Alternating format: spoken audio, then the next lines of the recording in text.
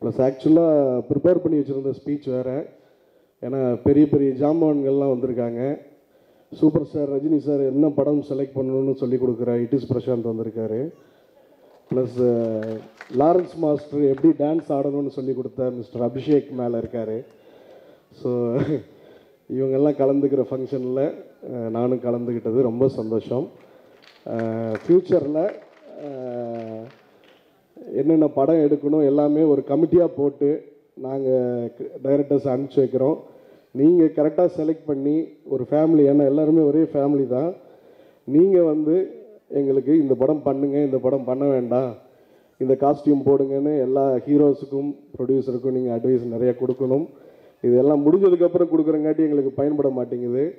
மெயினாக இந்த ப்ளூ சட்டைக்காரரையும் கொஞ்சம் கூட்டிகிட்டு வந்தீங்கன்னா அடுத்த ஃபங்க்ஷனுக்கு கமிட்டி தலைவராக அவரை போட்டு செக்ரட்டரி மற்ற போஸ்டிங்க்கு நீங்கள்லாம் இது பண்ணிடலாம். எல்லாம் ஒரே டீமாக வேலை செய்யலாம். தயவு செஞ்சு இது நான் காமெடியாக சொல்ல, ரொம்ப சீரியஸாக சொல்கிறேன்.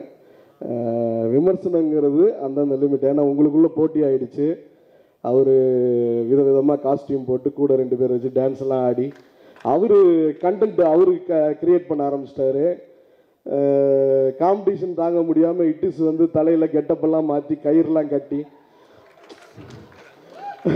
இப்போ அந்த பாதி ப்ரொடியூசருக்கு அந்த கயிறு தொங்குறதுக்கு தான் தேவைப்படுது, இப்போ உங்களுக்கு தலைவலிக்கு தேவைப்படுது. ஸோ தயவு செஞ்சு பைரசி நிறையா பஞ்சாயத்துகள் இருக்குது.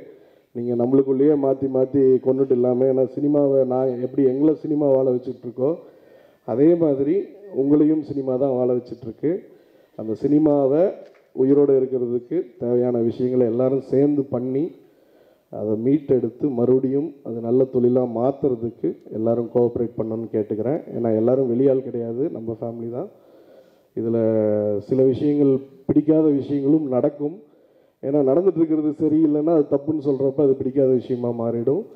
கண்டிப்பாக இதை வந்து ஒரு ஃபேமிலிக்குள்ளே ஒரு ஃபாதர் கண்டிக்கிற மாதிரியும் அந்த மாதிரி தான் எடுத்துக்கணும் நீங்கள்.